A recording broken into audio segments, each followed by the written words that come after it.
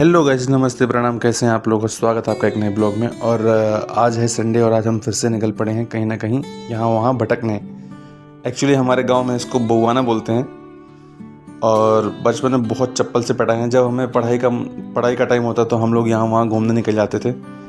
तो और सबसे बड़ी प्रॉब्लम तो ये है कि यार आप कहीं घूमने का प्लान भी बनाते हो और आप रास्ते में जाते हो और आपको ट्रैफिक मिलता है तो आपका मोरल वैसे ही डाउन हो जाता है। और दिल्ली की बहुत बड़ी एक प्रॉब्लम है जहाँ पे आप बिना ट्रैफिक के कहीं टाइम पे घर पहुँच नहीं सकते आप। और ये देखिए, अब मैं तो ड्राइवर की तरह अपनी गाड़ी चला रहा हूँ और मैडम अपना प्रॉपर पोज देने में बिजी हैं।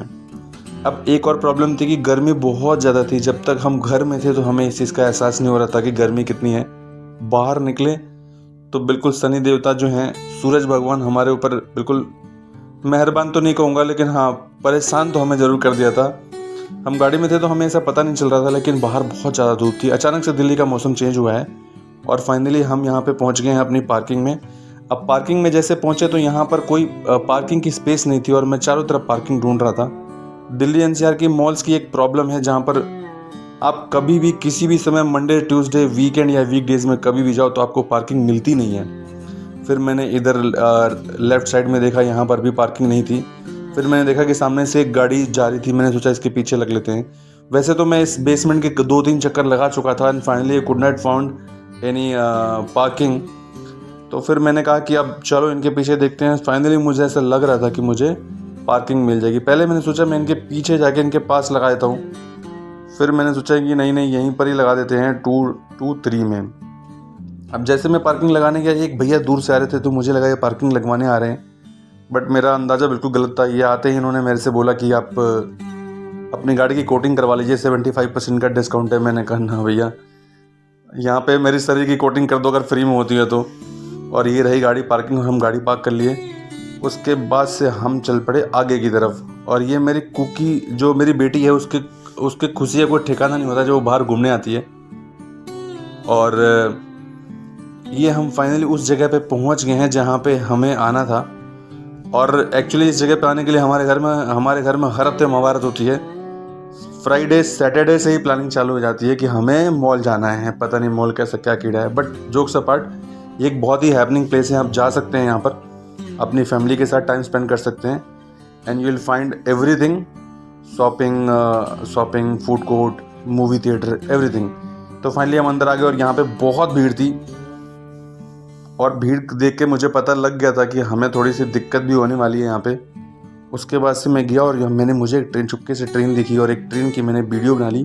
तो दैट अगर कुकीज़ ट्रेन पे नहीं चढ़ पाई, उसको नहीं घुमा पाया, तो घर जाके उसको मैं चिढ़ाऊँगा। उसके बाद से हम इस पे चढ़े और ये अब मैं इस पे खड़ा हुआ और ये अपने आप ही चल रही थी।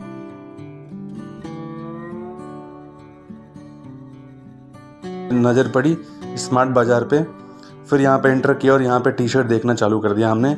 ऑल्दो हमने भी पिछले हफ्ते कुछ टी शर्ट लिए थे, लेकिन हमारी एक प्रॉब्लम है कि जितने कपड़े दिख जाए उतने ही मिल जाए तो ज़्यादा बढ़िया है। तो ये एक टी शर्ट देखा हमने, ये हमें शायद ठीक नहीं लगा। उसके बाद से मैडम जी को अब कुछ एक नए टाइप के टी शर्ट आए हैं जिसमें कुछ एक्स्ट्रा शोल्डर होते हैं। मुझे शायद पहली बार पता चला था। एक्स्ट्रा शोल्डर का मतलब 2 हाथ ना मिली, 1 हाथ रही, लेकिन उसका शोल्डर थोड़ा बड़ा होता है। तो मैडम यहाँ पे टी शर्ट अपने सेलेक्ट करने में लग गई और फाइनली उन्होंने सेलेक्ट किया। और कुकी यहाँ पे ध्यान से पढ़ रही थी। इसने पूछा कि पापा एक्स्ट्रा स्मॉल क्या होता है? मैंने कहा ओह, तुम्हें यही नहीं पता एक्स्ट्रा स्मॉल क्या होता है, तो तुम क्या करोगी? उसके बाद से फाइनली मैडम ने 3-4 टी शर्ट सेलेक्ट कर लिए। उसके बाद से अब आई ट्रायल की बारी। ट्रायल करके उन्होंने दिखाया और मेरे से पूछा। मैंने भी ज़बरदस्ती बोल दिया कि 2-4 टी शर्ट ये तो बहुत अच्छी लग रही है। और कुकी भी हंस रही थी इस बात को सुन के। इतने में एक छोटा सा बच्चा मुझे दिखा और ये बच्चा इतने में ट्रिपल एक्सल ट्राई कर रहा था। अब फाइनली हम लोग वहाँ से बाहर बिलिंग करा के बाहर निकले। उसके बाद से हमें एक दूसरा अड्डा ढूंढना था जहाँ पे हमारी बजट में शॉपिंग हो जाए। बजट के ध्यान तो रखेगा पड़ना जी, बजट के ध्यान न रखाई तो बार बार शॉपिंग क्यों हुई। उसके बाद से हम घुसे मैक्स में and it's not about budget. Max is a very good retail outlet जहाँ पर आप अपने लिए कपड़े ले सकते हैं अच्छे सस्ते दाम पर, जिसको एक अच्छे ड्यूरेशन तक पहन सकते हैं and it is worth it.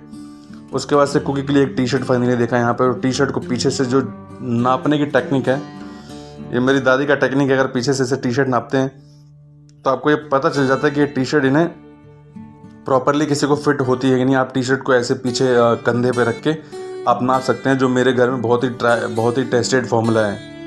बाहर निकले और यहाँ पे पोछा लग रहा था मॉल में। मैंने सोचा कि एक मशीन हम भी ले लेते हैं, फिर सोचा नहीं, और यहाँ देखा थैंक गॉड कम से कम फाउंटेन चालू कर दिया, इतनी हीट थी। उसके बाद से हम निकल लिए वापस अपने घर की तरफ। और धूप, अब ये शनि देव जी धूप के देवता जी अब ये डाउन हो रहे थे और ये बाय बाय बोल रहे थे, आज का इतना ही था तुम्हारे लिए, और अगले दिन मैं आपको 10 डिग्री एक्स्ट्रा टेम्परेचर के साथ मिलूंगा। फिर हम पहुंचे आम खरीदने और शॉर्टकट से गाड़ी पहुंच गए आम के लिए। अब प्रॉब्लम ये थी कि हमारे को चाहिए था कुछ वैरायटी आम। एक्चुअली हमारे घर में आम की खपत बहुत ज़्यादा है, तो और ये जो आम हमारे को मिल रहे थे ये सब वो आम मिल रहे थे जो आम अभी ठीक नहीं लग रहे हैं। ये सारे सफ़ेदा आम हैं। हमारे को चाहिए था दशहरी आम, जो गांव से हैं वो अच्छे से रिलेट कर पा रहे होंगे। बहुत अच्छे क्वालिटी के आम होते हैं, जो हमें फाइनली नहीं मिला। उसके बाद से हम घर से वापस अपने घर की तरफ चल लिए। हमारे दिमाग में आया कि मोमोज़ खा लेते हैं। फिर हम पहुँचे मोमोज़ की शॉप पर। यहाँ पर पहले मैंने भैया को बोला चिकन मोमोज़ देने के लिए, बट चिकन मोमोज़ इनके पास था नहीं।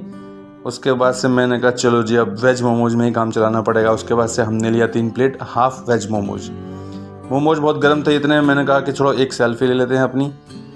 और ये देखिए कुकी, और फिर मैंने एक अपनी सेल्फी ली, थोड़ा हम आई ज़रूरी हुआ। उसके बाद से मोमोज आया, मोमोज बहुत गर्म था। उसके बाद से हमने भैया से फॉक मांगा, उसके बाद से मोमोज खाना स्टार्ट कर दिया। उसके बाद से हमें लग रही थी बहुत तेज़ प्यास। उसके बाद से हम लोग यहाँ से फिनिश करके उसके बाद से हम चल गए कुल्फ़ी खाने, बिकॉज मैंने सोचा पानी पीने का क्या फ़ायदा, सीधे कुल्फ़ी खाते हैं। कुकी ने अपना कुल्फ़ी लिया और हमने ऑर्डर किया। अब ये जिस शॉप से हमने बदान से पी उस शॉप था DND डू नॉट डिस्टर्ब, लेकिन हम पहुँच गए उनको डिस्टर्ब करने। और ये मेरा आया मैंगो शेक।